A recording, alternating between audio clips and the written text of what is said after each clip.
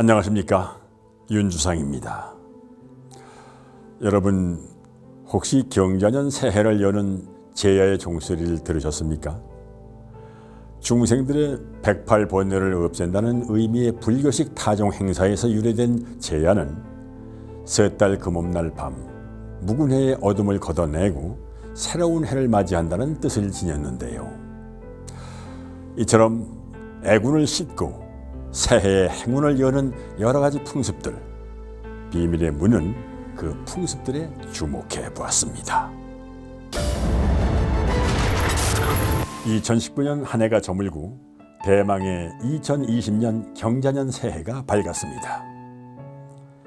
희망찬 새해를 맞이해 많은 분들이 올해는 행복이 가득한 한 해가 되기를 진심으로 소망할 것입니다. 저 또한 마찬가지인데요. 자, 이러한 분들을 위해 비밀의 문은 새해 복을 부르는 특별한 비법들은 없는지, 또 있다면 그게 정말 효험이 있을지 점검하는 시간을 한번 가져보았습니다. 연말연시가 되면 세계 각국에서는 새해맞이 준비가 한창인데요. 그 방법 또한 나라마다 각양각색입니다. 독특하고 재미있는 해외 신년 풍습들은 어떤 것들이 있을까요? 먼저 중국에서는 빨간색이 부를 상징하고 행운과 기쁨의 의미를 담고 있다는데요. 그래서 새해가 되면 중국의 많은 가정이나 상점에서 빨간색 종이에 복 또는 희자를 써서 거꾸로 붙여놓는다고 합니다. 이는 거꾸로 하다란 의미의 한자인 도와 도착하다의 도가 발음이 같아 거꾸로 붙인 복은 복이 오다란 뜻으로 해석될 수 있기 때문이라는데요.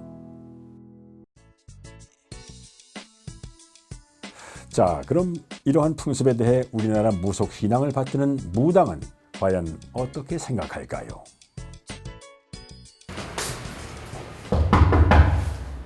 선생님!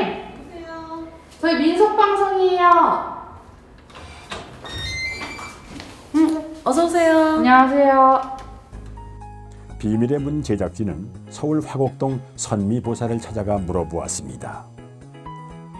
붉은색과 복자를 거꾸로 붙이기, 복을 불러오는데 조금이나마 효과가 있을까요?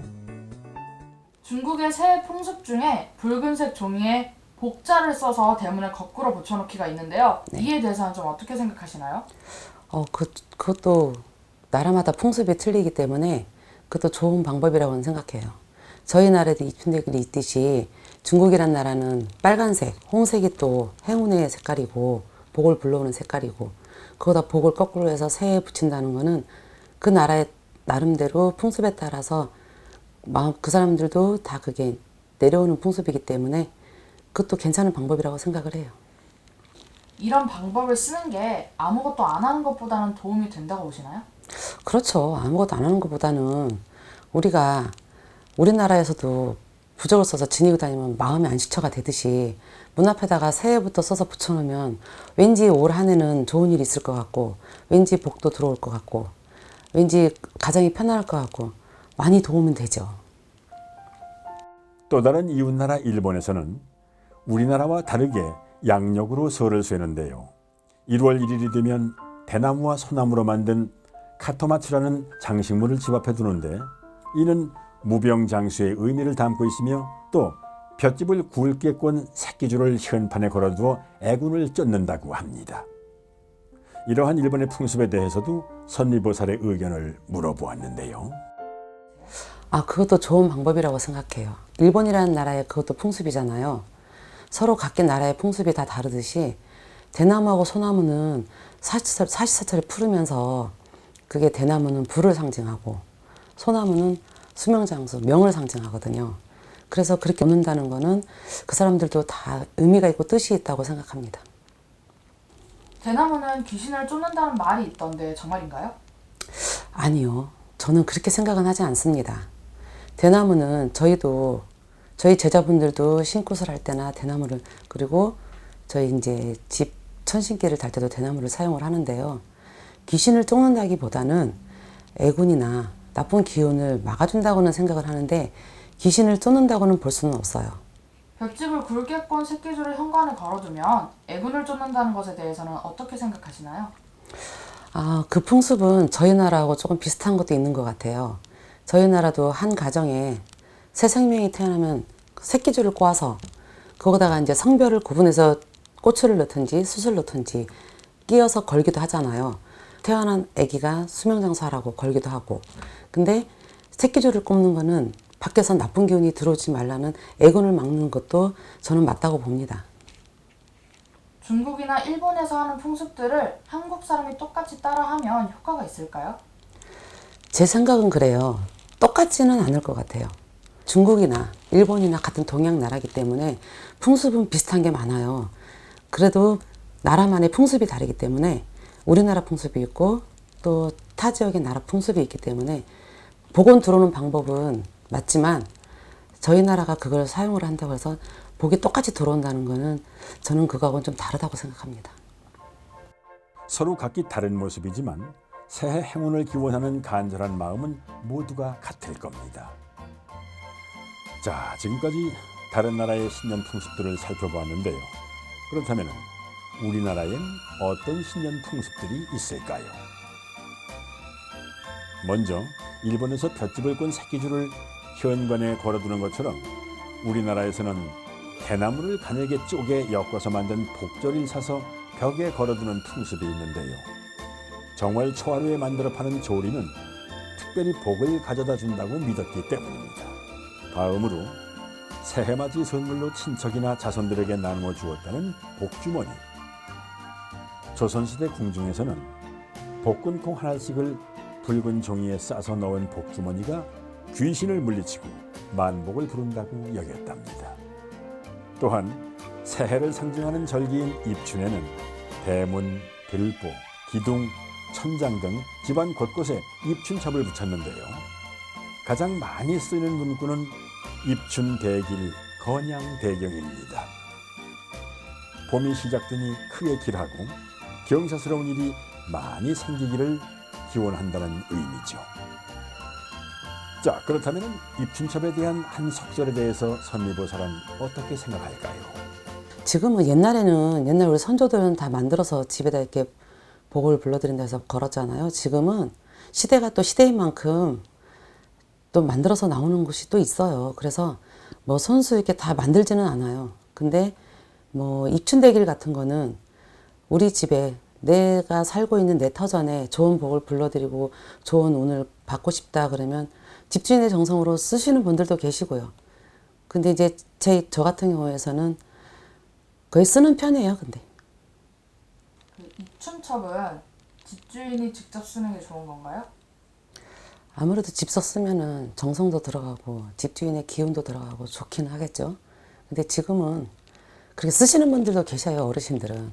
근데 젊으신 분들은 만약에 집에다 이제 입춘첩을 붙이고 싶은 생각이 드신 분들은 요즘에는 구입할 수 있는 곳이 많아서 구입하시는 분들도 구입하셔도 괜찮아요. 근데 나는 내 정성을 드리고 싶다. 그러면은 직접 쓰는 것도 괜찮죠. 입춘첩을 입춘이 드는 시각인 입춘시에 맞춰서 붙여야 한다는 말도 있는데요. 이에 대해서는 좀 어떻게 생각하시는 편인가요? 그 시간에 붙이면 좋죠. 저희가 동지도 있잖아요. 동지 그 시간에 동지 팥죽을 올리잖아요. 입춘첩도 똑같아요. 그 시간에 붙이는 게 좋죠. 저는 그렇게 생각을 해요. 자, 그렇다면 입춘첩에 대한 한 속설에 대해서 선미보살은 어떻게 생각할까요? 그건 저는 아니라고 생각을 하고요. 입춘축은 우리가 1년에 한 번씩 돌아오는 행사잖아요, 그게. 그럼 그때는 집안에 이제 뭐 애군도 막아주고 또 좋은 복도 불러주고 그 사람의 마음을 편안하게 해서 붙이는 게 입춘축이지만 굿은 저희가 조상님한테 대우는 굿은 대우를 하는 거잖아요. 근데 굿하고 입춘축하고는 의미가 저는 틀리다고 봅니다. 굿은 조상님한테 대우를 하는 거기 때문에 굿 하는 거, 입춘축 붙이는 거 그거 똑같지는 않다고 봅니다. 굿을 해야 될 집은 굿을 해야 되고 안 하고 조상님한테 대우를 잘하신 분들은 안 해도 될 집은 입춘축만 붙여도 그냥 마음의 안식을 하시고 안식처를 그냥 느껴서 올 한 해 이렇게 가시는 분도 있지만 우리가 조상마다 다 틀리잖아요. 집집마다. 그러면 그 조상님들한테 한이 있는 조상도 있고 험악하신 조상님도 있고 그런 분들한테는 구슬해서 또 달래드리고 편안하게 보내드리고 그러는 게 굿이기 때문에 전 틀리다고 봅니다. 혹시 선생님은 새해를 맞을 때 복을 부르기 위해 꼭 하는 일이 있는지 아니면 주위 신지자분들이 한다고 들었던 풍습이라든가 이런 게 있을까요? 글쎄 저는 새해 들었다고 뭐 특별하게 이렇게 하는 거는 없어요. 대신에 이제 새해가 시작하기 전에 동지팥죽을 써서 애군을 다 걷어달라는데 그런 거는 하는데 새해 들어서는 저 이제 신령님을 모시는 신당이고 신당에서 할아버지가 또 다 이렇게 또 막아주시기도 하시고 하니까 굳이 다른 비방 같은 거는 하지는 않아요 저는. 이제 저희 신도분들도 이렇게 오시면은 그냥 할아버지한테 빌고 뭐 이렇게 그냥 이렇게 부적을 쓰다든지 이렇게 가서 좀 막는 거는 있어도 아직까지 그렇게 뭐 특별하게 딱 정해서 하는 건 못 들은 것 같아요. 지금까지 선미보살과 함께 우리나라와 해외 여러 가지 새해 복을 비는 풍습들을 알아보았습니다. 여러분에게 많은 도움이 되셨기를 바랍니다. 자, 그리고 여기 경자년 새해엔 제발 복이 많이 들어왔으면 하고 간절히 바라는 한 여인이 있는데요. 저는 경기도에 거주하고 있는 49세 주부 윤경숙입니다. 작년에는 제가 그 크게 저한테 그 나아지는 거 없이 그냥 변화도 없이 좀 많이 힘들었던 시기라 좀 저한테는 많이 침체됐던 한 해였던 것 같아요. 그럼 올해 2022년에 좀 꼭 해결됐으면 하는 게 혹시 뭘까요? 좀 저한테 그 확실하게 그게 금전적이 됐던 뭐 건강 문제가 됐던 특히 이제 남편의 사업 문제 뭐 그런 게 좀 확실하게 눈에 띄는 그런 발전이 좀 있었으면 네 그런 한 해였으면 좋겠어요. 사실 지금 어떻게 어디로 나아가야 될지 제가 굉장히 많이 혼란스러운 상태라서 답을 좀 방향이라도 좀 알려주셨으면 하는 그런 바람입니다. 작년 한 해는 정책이었다는 윤경숙 씨. 선미보살을 만나 상담을 해보기로 했습니다.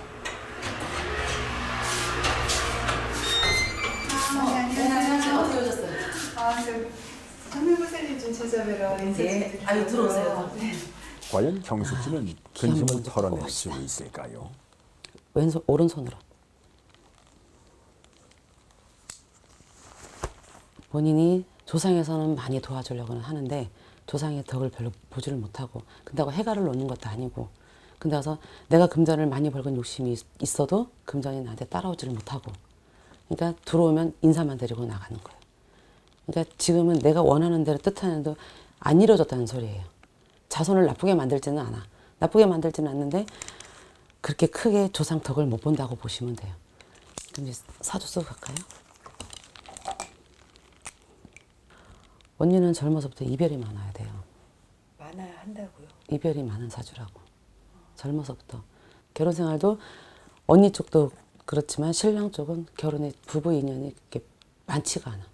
그러니까 미흡한 거야. 그러니까 본인이 옆에 누가 있어도 외롭다고 느끼는 사람이고 옆에 사람이 있어도 뭐를 돈을 벌고 이 직장을 다녀도 그 순간에 그냥 그 순간에 거기서만 이렇게 생각을 했다 뿐이지 나오면 또 외롭고.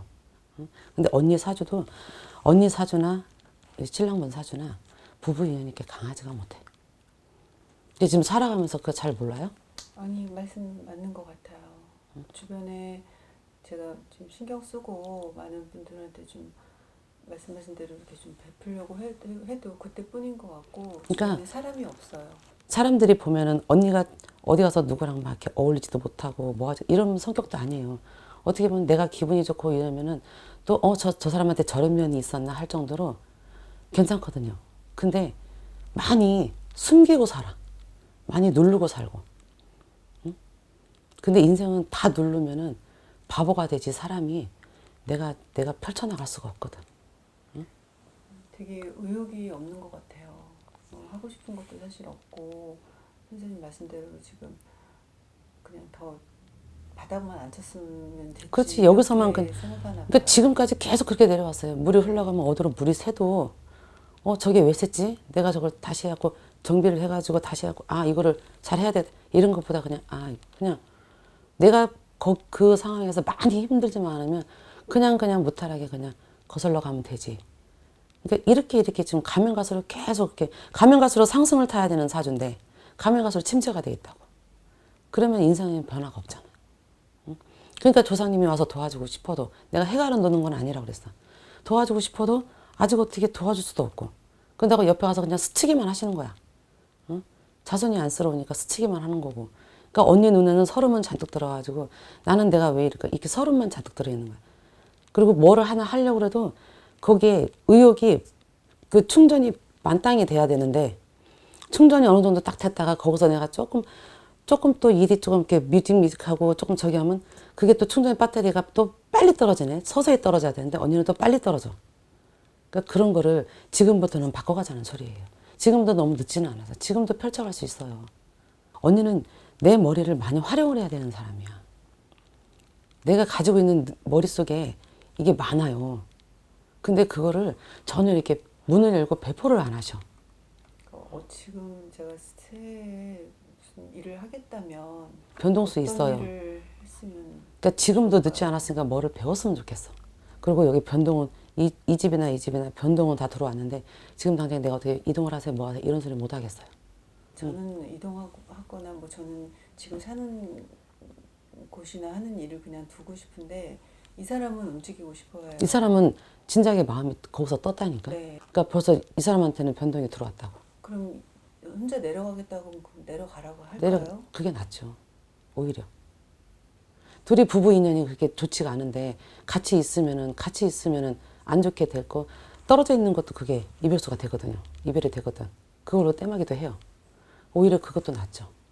그러니까 그냥 지금 가신다 하면은 그냥 가서 이제 사고만 안 나고 다치지만 않게 건강하게 빌어주면서 그냥 하시게끔 해주는 것도 좋아. 저희가 금년에 지금 아예 이사를 갈까 집을 팔고 이사를 갈까 뭐 이런 얘기도 나오고 있는 터라 이동을 한다면은 올해가 괜찮은지. 그냥 내년에 하세요. 내년에. 내년이요?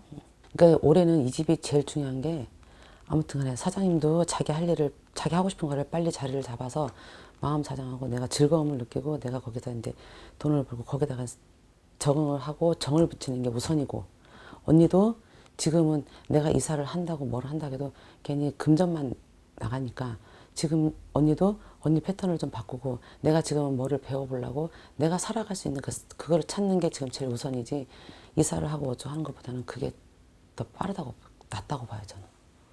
그리고 지금은 약간 떨어져 있는 것도 그것도 지금 살아가는 생활에 그것도 하나의 방법일 수도 있어요. 둘이 헤어지는 건 아니잖아. 말씀 잘 들었고요. 네. 제가 작년에 좀 많이 힘들었던 부분 올해는 조금이라도 나아질 수 있도록 뭐 어떤 방법이 혹시 있을까요? 뭐 방법은 뭐 제가 그래도 조금이라도 마음이 위안이 되고 조금이라도 좀 마음이 편해질 수 있게 제가 좀 부적이라도 좀 써서 부적이요? 예. 그러면 좀 마음이라도 좀 편안해지지 않을까. 그러면 제가 잠깐 이제 부적을 쓸 때는 네. 저도 이제 신령님한테 이제 잠깐 인사드리고 안정을 하고 이제 부적을 써야 되니까 잠깐 나가서 기다리시면 제가 써가지고 할아버지한테 잠깐 올려드렸다가 예. 그리고 이제 드릴게요. 고맙습니다.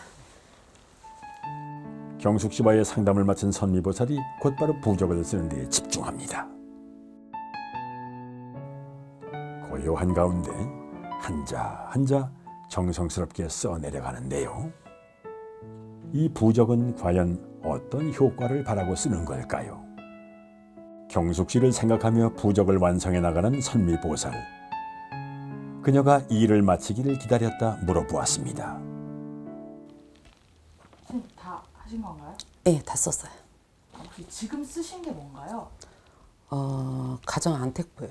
아까 사례자분이 마음을 못 잡고 가정에 불화가 있고 편하지를 못해서 집안에다 붙이면 좋을 수 있는 좋은 기운으로 바뀌고 대길이 오면서 복을 부를 수 있는 그런 부적을 제가 지금 한번 써봤어요.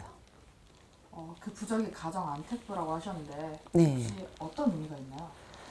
가정에 불화가 좀 있고 가정에 들어가도 편안하지가 않고 그러니까 사람이 집에 들어가면 편안하고 안식처가 돼야 되는데 집에 들어가도 불안하고 그냥 집에 들어가기 싫고 아무래도 그러면 집안에 좀 나쁜 기운이 있을 수도 있잖아요. 그래서 그냥 집안 기운도 좀 편안해지고 올 한 해 이제 좀 집안으로 복을 불러들여서 가정이 편안해지고 불화도 없이 도와달라고 하는 의미에서 쓰는 부적이에요.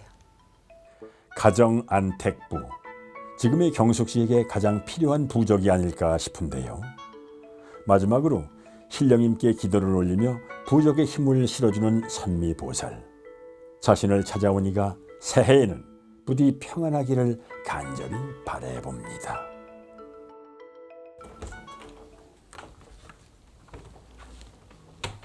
아유, 오래 기다리셨죠? 제가 집에 이제 기운도 좋은 기운으로 바뀌고 편안해지고 마음 안정도 되라고 제가 방에다가 붙일 수 있는 거 부적을 좀 써봤어요. 그러니까 여기 갔다가 어느 집이나 가면은 첫째가 안방이에요. 그렇기 때문에 뭐 문 앞에다 붙이는 것도 있고 현관문에 붙이는 것도 있는데 저는 우선 안방에다가 붙일 수 있는 거를 제가 이제 좀 써서 할아버지한테 올렸다가 지금 가지고 내려왔거든요. 그러니까 여기 갔다가 신령님한테 빌어서 정성을 담아서 한번 써봤으니까 그래도 마음의 안식이 됐으면 좋겠어요. 선미보살의 솔루션이 무조건 만사 형통을 보장하는 건 아닐 테지만 그래도 이것으로 경숙 씨의 올 한 해가 좋은 기운으로 가득했으면 좋겠습니다. 제 마음가짐이 가장 중요하다는 말씀도 좀 해주셨고, 그리고 또 제가 변해야 또 좋은 일도 생기고 또 네가 변할 것이다라고 그런 이제 말씀 조언 많이 해주셔서 저도 마음의 안정도 좀 많이 되찾을 것 같고 또 하는 일도 잘 될 것 같고 정말 오늘 좋은 시간이 됐던 것 같아요.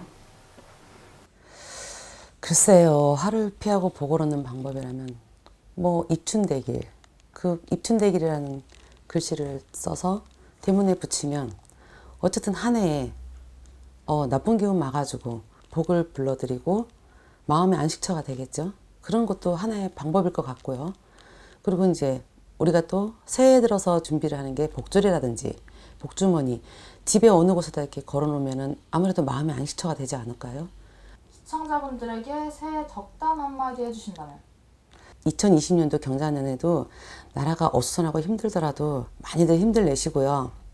오늘 하루를 소중하게 생각하시고 오늘 하루를 열심히 살아봐야 되겠다 이렇게 마음을 먹으시고 내가 하루로 살다 죽더라도 후회 없는 삶을 살겠다 이런 마음을 먹으시고 하루하루를 보낸다면은 후회 없는 한 해를 보내실 것 같아요. 새해 복 많이 받으시고요. 올 한 해 대박 나시고요. 올 좋은 기운 많이 받아가세요. 새로운 한 해의 출발선에 섰습니다. 이맘때쯤이면 미신이라고 생각하면서도 올 한 해 내 운이 궁금한 건 어쩔 수가 없는데요. 세상사 모든 일은 마음먹기에 달린 일. 자신에게 행운이 있다고 믿는다면 실제로 운이 좋아지지 않을까요? 복을 부르는데 가장 중요한 요소는 바로 자신을 믿는 믿음입니다.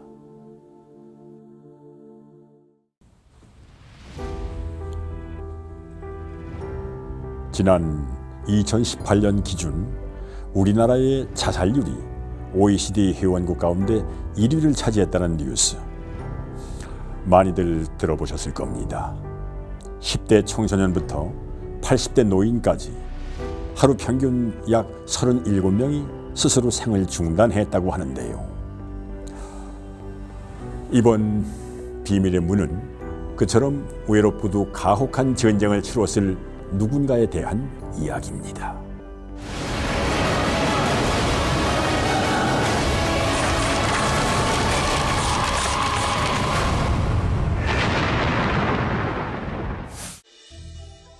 지난 2018년 12월 부천의 한 폐수영장 창고에서 발생한 화재.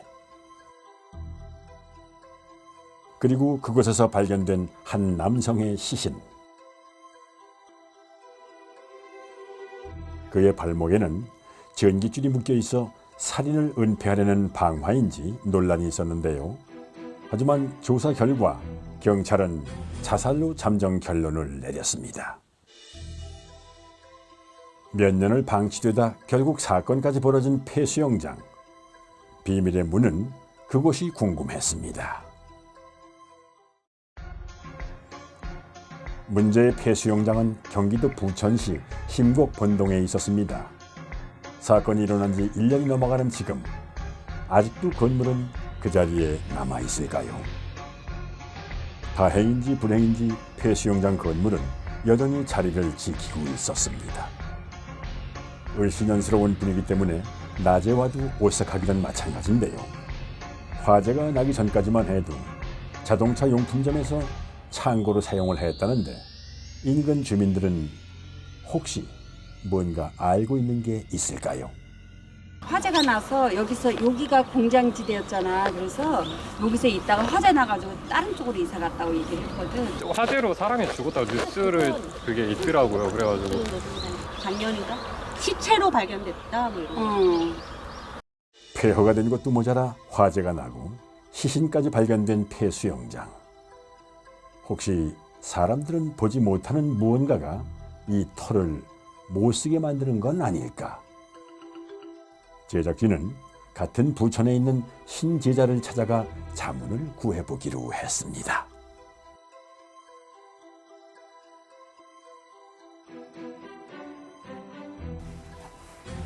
이곳에서 우리는 폐수영장 건물에 대해 어떤 이야기를 들을 수 있을까요? 선생님! 저희 민속방송인데요.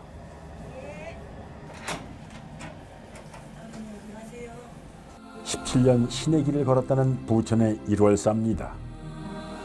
영검하기로 이름난 그녀라면 현장에 직접 가보지 않아도 무언가 느낄 수 있지 않을까요? 선생님, 네. 제가 선생님 찾아뵙기 전에 네. 폐가를 갔다 왔는데요. 이것 좀 한번 봐주시겠어요?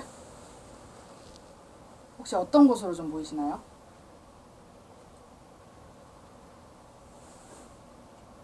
자살한 사람이 있는 것 같아. 이럴 수가. 거듭말하지만 사전에 어떤 설명도 하지 않았습니다. 여기 여자가 처음에 여기서 불을 내갖고 자살한 것 같아. 처음에 여자가 먼저 보이고 남자는 40에서 40대 초반. 응? 근데 불이 나서 다 타 죽은 것 같아. 난 여기가 많이 탄 것 같아. 이쪽으로 위에 가운데 쪽으로 여기가. 응? 여기가 너무 아파. 그리고 너무 덥고 춥고 막 이렇게 한다, 이 사람. 그러니까 여기 위쪽으로 여기가 많이 옷 같은 게 이렇게 딱 나이론 같은 게 달래붙어서 여기가 많이 저기를 했던 것 같아. 응? 근데 내가 보기에는 이 남자가 50살이 먹었다고 했어도 이렇게 보면 40에서 40대 초반으로 보인다는 소리야. 연고가 없는 것 같아, 내가 보기에는. 가족이 있어서 이 사람 시체 처리를 한 것 같지는 않아. 놀랍게도 1월사의 말은 밝혀진 사실과 흡사한 부분들이 있습니다. 불을 내갖고 자살한 것 같아. 근데 불이 나서 다 타 죽은 것 같아. 근데 내가 보기에는 이 남자가 50살이 먹었다고 했어도 이렇게 보면 40에서 40대 초반으로 보인다는 소리야. 그럼 선생님 보시기에는 그 건물이 왜 폐가가 된 것 같으신가요? 그러니까 우리가 무당이 말하는 군웅이 세다고 말하겠죠. 여기가 이렇게 주변이 다. 여기 산이 있잖아. 어? 그 있잖아. 내가 여기 사형정했던 것 같다 그랬잖아요. 그러니까 여긴 귀신이 많은 거야, 결론은. 근데 사람들은 우리가 터를 위해 줘라, 뭐 여기 도깨비 터다, 막 이런 말 하잖아요. 근데 여기 주인이 이제 고집이 좀 센 거지. 그런 게 전혀 없다는 소리잖아요. 그리고 이쪽에는 많이 좀 위해줘야 되고 풀어줘야 되고 할 사람들이 많잖아, 이쪽에 이렇게. 응? 그러니까 이 사람이 이거 갖고 있어도 별 볼 일이 없는 것 같아. 응? 힘들다는 소리지. 그냥 갖고 있는 것 뿐이지. 내가 뭐 여기 크게 활용성 있는 것 같지는 않아. 이번에는 직접 찾아가 보시는 걸로. 그래도 가서 해주면 좋지. 그죠? 우리도 좋고 같이 간 사람들도 좋지. 어차피 자기 위해서 해주는 거니까.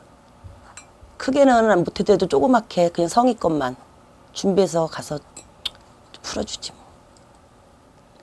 왜냐면 그래도 그 사람이 거기에 또 안에서 죽었잖아. 다른 사람은 바깥에 있는 귀신이지만 그래도 우리가 이제 안에 있는 사람을 풀어주면 그래도 어쨌거나 그 털을 가지고 있는 사람도 잘 되면 좋은 거지. 왜냐면 우리가 모르는 사람이 해주더라도 이 사람만 좋은 데 가면 그래도 그 터는 이제 불 같은 거 안 나고 이렇게 해서 하면은 그 주인이 제일 좋겠지. 이제 말하자면 건물을 갖고 있는 사람이 땅이든지 뭐든지 그러니까 그렇게 해서 조그맣게라도 해서 좀 달래줘야지. 그러면 좀 좋은 데 가면은 그래도 좀 괜찮겠지 이제. 그러니까 우리가 해주면 고맙다고 꿈에라도 보여주겠지 이제. 그러면 되지 뭐. 다른 건 필요 없고 일단 옷만 한 벌 사서 풀어주면 되지 뭐. 일단 또 가려면 또 어느 저기를 해야지 또. 아이고. 폐수영장 건물에 가서 그 터에 남은 원혼들을 달래준다면 1월사의 말대로 더 이상의 사고는 없을지도 모릅니다. 자, 그 가능성을 믿고 비밀의 문 제작진과 1월사는 신당을 나서기로 했는데요. 지금 폐가 가잖아요. 네. 혹시 전에도 이렇게 폐가 체험을 해보신 적 있으세요? 안 했어요. 기도로 갔어도 그런 거 한 번도 안 해봤어요. 폐가 같은 것도 무서워하세요? 그건 아까 하는 말은 그냥 거짓말이고 좀 담담해요.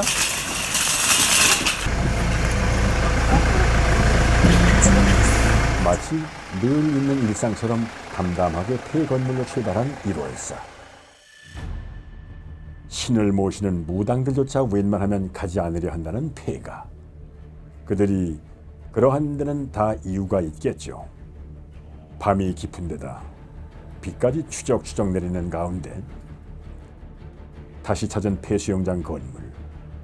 낮에 보았을 때와는 비교도 할 수 없을 만치 꺼림칙합니다. 사람의 그림자라고는 찾아볼 수 없어 더욱더 스산한데요. 여기서 무언가 나타나더라도 놀랍지 않을 것 같습니다.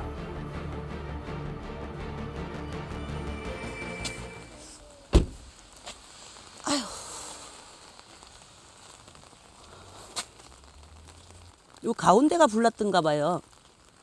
여기 가운데. 저기에 가운데 여기 보이는 구멍 같은 거 있잖아요. 저 까만 거. 거기에서 거기서 사람이 죽었나 봐. 여긴 터가 다 갔어 완전히. 그 아저씨만 잘 저기 해주면은 여기서 괜찮을 것 같아. 응? 회사가 힘든 것 같아 지금 여기서 있는 사람도.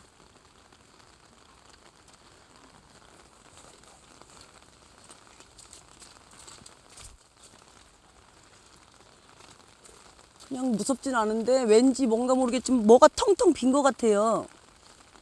저렇게 건물이 있어도 그냥 아무것도 없는 그냥 이렇게 맨 땅 같아 여기가 이렇게. 여기서 보셨을 때 연가가 좀 얼마나 있는 것 같아요? 근데 그냥 정확히 보이는 거는 그 아저씨 하나 여기서 가운데 여기 안에서 있는 게 아니라 여기 바깥에 서 있는 것 같아. 뒤쪽으로는 되게 많은데 여기 터에는 그 사람 하나밖에 없어요. 그리고 저 위에 여자도 하나 있고. 이쪽에 있는 글씨 있잖아요. 그쪽에 창문에. 남자 연가가 어디에 좀 죽은 것 같은지 위치 한 번만 봐주세요. 여기 저 가운데 여기 저기 왜 창문처럼 보이는 데 있잖아요. 밑에 여기 가운데 정 가운데 저 구멍 있는데. 요렇게 갖고 자살한 것 같아. 그러니까 불이 다 난 것 같지는 않고요. 여기서만 이렇게 굉장히 크게 난 것 같아. 가운데서만. 응? 옛날에 여기가 공동묘지 같았나 봐. 옛날에 이거 없었어. 여기 다 이게 그냥 땅이었던 거, 옛날 산이었던 것 같아. 공동묘지 깎아서 이렇게 하는 것 같아. 다 집 져놓고. 산을 깎아서 이렇게 한 것 같아. 그러니까 여긴 기운이 너무 없어. 꽝이야. 여기는 무당이 들어서도 별 볼 일이 없어. 이쪽에는. 다 죽었단 소리지. 근데 여기 그거 안 해주면 내년에 또 불난다 여기서. 그 남자분 여기서 왜 자살한 것 같으세요? 사는 게 지겨워서. 부모 형제도 없는 것 같아. 노숙자라니까. 그냥 연고지 없이 떠드는 사람. 약간 좀 정신이 왔다 갔다 하는 것 같아. 그 삶이 고달프니까 죽은 것 같아. 그냥 술만 먹고 매일 밥은 안 먹고 매일 굶어서. 그래서 여기서 자살한 것 같아. 그 사람은 특별하게 연고지가 여기가 있는 게 아니야. 보따리 배낭 이렇게 넉마지기들 미고 다니는 그런 거 약간 좀 정신이 왔다 갔다 하는 것 같아. 이 연가를 한 번이라도 좀 달래줬을 법한 흔적이라든지 그런 게 그런 거 없어. 그런 거 없어. 누가 술 한 잔 따라준 사람이 없어. 그러니까 입이 바짝바짝 마르고 탄다니까 목이. 응? 그런 사람 몰라. 여기 일하는 사람들도 신경도 안 써. 보여지는 게 없으니까. 그런데요. 여기서 이렇게 사람이 좀 선생님 말씀하신 2명이나 죽어나갔잖아요. 옛날이랑 뭐 최근이랑. 그런데도 여기에다가 뭐 건물에 뭔가를 창고를 쓴다든지 이 사람들 신경 안 쓰는 사람들. 싸고 내가 보기엔 공짜로 얻은 것 같아. 그냥 건물을 갖고 있고 뭐 이거 무화과나 마찬가지잖아. 그러니까 여기서 그냥 쓰는 것 같아. 그런 일이 벌어졌는데 불이익 같은 건 없을까요? 그 사람은 해코지를 하는 사람이 아니니까 회사는 뭐 힘들어도 사람들이 그 사람 때문이라고 생각하지는 않겠지. 내가 보면 여기 회사도 좀 힘든 것 같아. 그거 이쪽이 싹 터가 다 완전히 다 죽었다니까. 그냥 돈이 없으니까 여기 들어와서 사는 것 같아. 들어와서 사는 것 같아. 이게 돈 주고 하는 것 같지는 않아. 응? 이 터도 좀 이렇게 하면 도깨비 터라 좀 많이 좀 이게 돈이 좀 잘 벌어질 텐데. 누가 하나 술 한 잔 따라주는 사람이 없어. 죽은 땅. 여기는 아무도 찾아오지 않는 땅. 그거나 마찬가지인데 뭐. 아니 건물 안에는 그나마 또 건물 안에는 별 볼 일이 없어. 이 바깥으로 이렇게 전부 다. 이쪽으로 다. 응? 아우 추워. 추워라. 추워. 추워. 이상해. 여기는 올라가지 말자. 선생님. 네. 근데 갑자기 여기는 왜 올라가시는 거예요? 여기 올라가지 마. 더 이상 이제. 나 소름 끼쳐. 여긴 더 심해.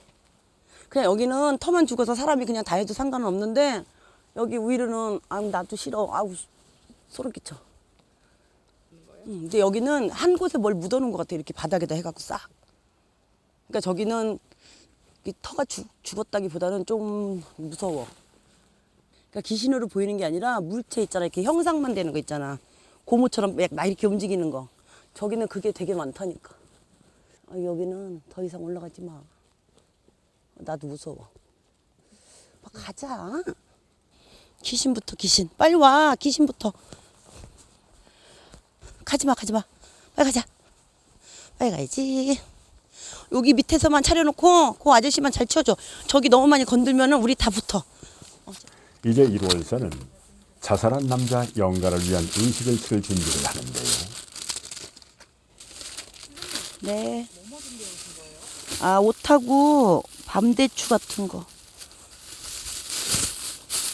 밤대추 오고. 그래도 밤대추는 제사 지낼 때 기본이니까 이건 있어야 되고. 포. 과일. 그리고 또 여기 애기들 있으니까 같이 받아 입으라고 요 동자동료 옷도 한 번씩 사오고.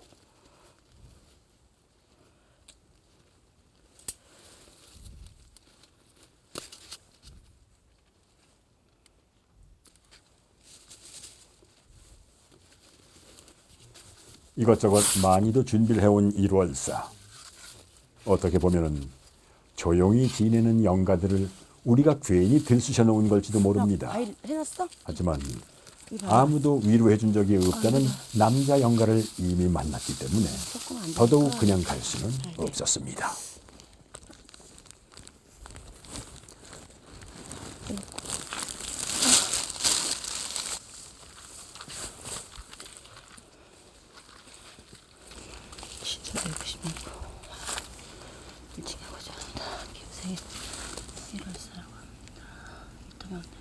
제상을 꾸려놓고 이제 1월사가 의식에 들어갑니다. 가셔서 문장에서 다 그래 냄새나 얼른 다 이렇게 도와주십시오. 이렇게 도와주시고. 늦은 밤 주변에 폐가 될지도 몰라 최대한 조용히 기도만 해주기로 했습니다.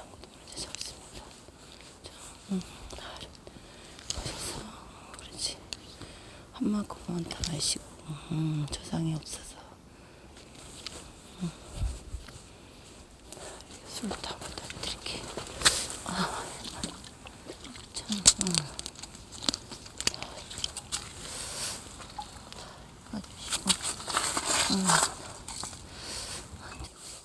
1월사의 기도가 조금이나마 영가에게 위안이 되었기를 바랍니다. 좋은 데 가서 돛 닦으신다고 했으니까 이제 좋은 데 편하게 가신다 그랬어. 고맙대요. 옷 해줘서.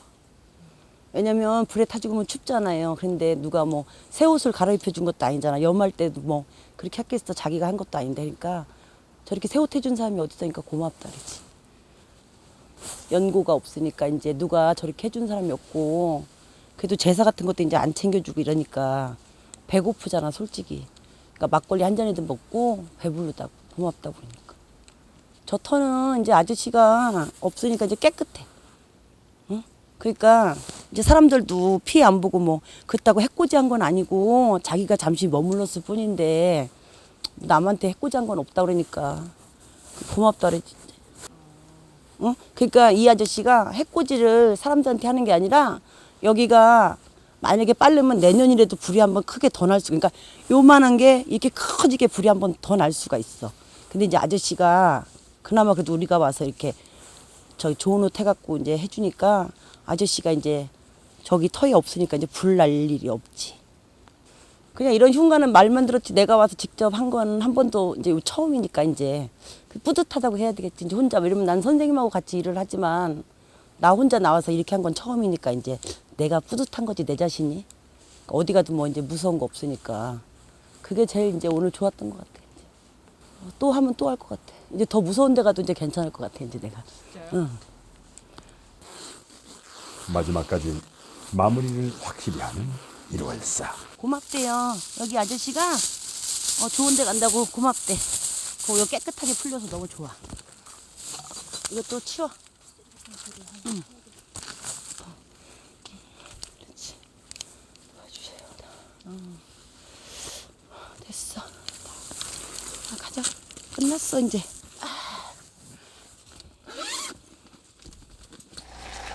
1월사가 한결 개운한 기분으로 돌아가는데요. 폐수영장에 올 땐 그리도 내리던 비가 어쩐 일인지 돌아갈 때가 되니 그쳤습니다. 한때 많은 사람들이 오갔을 수영장이 폐건물이 되고 누군가는 자살을 하고 또 화재가 나기까지 했습니다. 지금은 폐허가 된 이 터가 언젠가 사람이 깃들고 생명이 움트는 땅이 되기를 바라봅니다. 미국의 한 문화심리학자가 33개 나라 국민을 상대로 조사한 결과 한국은 빡빡한 나라 세계 5위를 차지했다고 합니다. 이웃나라인 일본, 중국보다도 상위였는데요. 이 연구를 통해 우리 사회가 개인을 옥죄는 정도에 대해 어느 정도 감을 잡을 수 있을 것 같습니다. 꽤 빡빡한 우리 사회. 올해는 서로가 서로에게 조금만 더 느슨해질 수 있다면 얼마나 좋을까요? 세상 어디와도 통하지만 누구에게나 열리진 않았던 신비한 이야기, 비밀의 문이었습니다.